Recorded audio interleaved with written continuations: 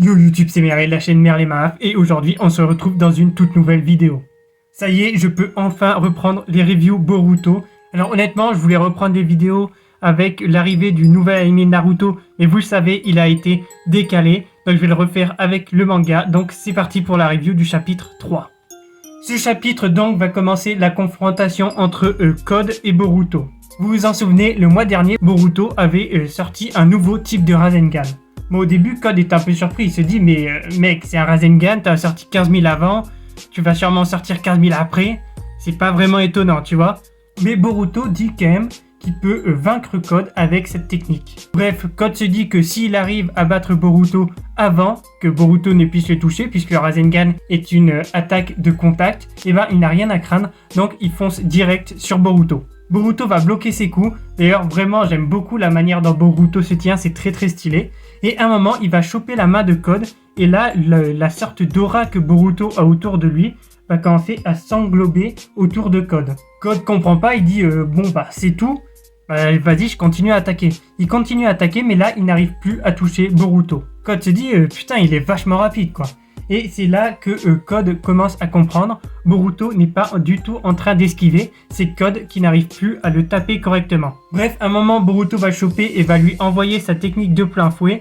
Et donc là, t'as une sorte de mini-explosion, enfin un truc plus ou moins classique d'un Rasengan. On va parler directement de Eida et Daemon. Et là, Eida se dit « Attends, c'est ça sa technique, ça pue la merde. C'est plus ou moins la puissance d'un Rasengan classique. » Sauf que Daemon, lui, il va directement comprendre. Daemon va nous dire c'est comme si Code se prenait la vitesse de la Terre, la vitesse de rotation de la Terre en permanence. Bref, Code n'arrive plus à tenir debout et là, Boruto vient lui mettre un coup de pression. Code se chie un peu dessus et Boruto lui dit c'est ça, tu me livres Jubi, je te désactive la technique et c'est bon.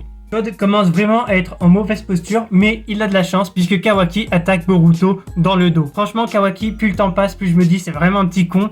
Le mec, il arrive, il attaque direct dans le dos. Bref, on va pas trop en parler, mais ça me déçoit un petit peu de lui. Bref, Boruto et Kawaki parlent un petit peu, et Boruto dit à Kawaki d'arrêter de le faire chier, il est en train de faire un truc, et là, il le dérange. Kawaki lui dit, mais tu comprends pas, en fait, là, t'es à Konoha, ça veut dire que tu te prépares à mourir. Boruto ne semble pas plus alerté que ça par Kawaki, il s'en fout, lui, il a sa mission, c'est récupérer Jubi, et pour le moment, c'est sur ça qu'il se concentre. Ceci dit, truc un peu plaisant, Boruto n'est pas resté impassible dans ce chapitre, il a quand même une brique d'émotion quand il a vu sa sœur. Ça fait toujours plaisir de voir la relation Boruto-Himawari. Bref, Code réussit à s'enfuir et Shikamaru dit à l'équipe de Kawaki de chercher Code en priorité. Bref, tout le monde se barre pour aller chercher Code, donc l'équipe 10, Himawari, mais Kawaki décide de rester parce qu'il a des choses à régler avec Boruto. Boruto ignore quand même Kawaki et là on voit un petit crapaud sur son épaule et vous l'avez deviné, c'est le crapaud de Kashin Koji. Enfin son retour, ça fait je sais pas combien d'années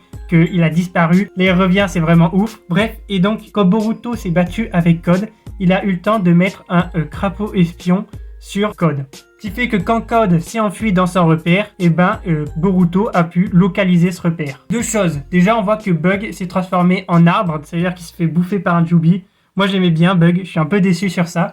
Et deuxième chose, Boruto réussit à localiser Jubi. On apprend une dernière chose dans ce chapitre, c'est que les personnes qui ont été contaminées par Jubi, enfin qui se sont transformées, qui sont enfermées dans un arbre, ne sont pas morts. Personnellement, je suis un petit peu déçu de ça. J'aurais préféré que dans Boruto, les choses soient bien plus graves. C'est-à-dire que quand il y a un problème, il y a vraiment un problème, tu vois. C'est pas genre juste un problème pendant une période de temps. Parce que du coup, on sait que tous ceux qui ont été contaminés par les arbres revivront à la fin du manga, quoi. Et ça, c'est un petit peu dommage, ça fait que ça désamorce les conséquences. Bref, le chapitre, pour finir, était plutôt cool. Je lui mets une note de 7,5, 8 sur 10. Les dessins étaient beaucoup mieux que ceux de la semaine dernière, donc ça, c'est pas mal. C'était surtout du combat, ça hype beaucoup pour la suite, parce qu'il y a beaucoup d'informations placées à droite à gauche pour la suite. Et je pense qu'en animé, le combat, ça rendra super bien. Bref, n'hésitez pas à me dire ce que vous avez pensé de ce chapitre dans les commentaires, à vous abonner, à liker. Je vous dis à la prochaine, et ciao!